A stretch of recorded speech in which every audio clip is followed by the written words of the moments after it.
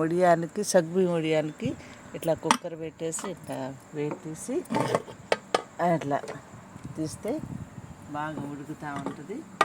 గరికి తీసుకొచ్చేసి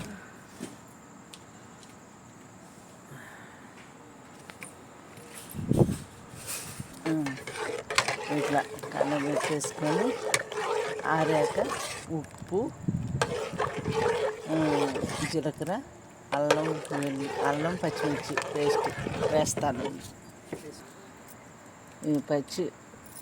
అల్లము పచ్చిమిర్చి పేస్టు, జీలకర్ర, సాల్ట్ వేసి కలిపెట్టి ఇంకొంచెం ఆరాక కొంచెం మజ్జిగ వేసుకుంటే బాగా ఉంటుంది.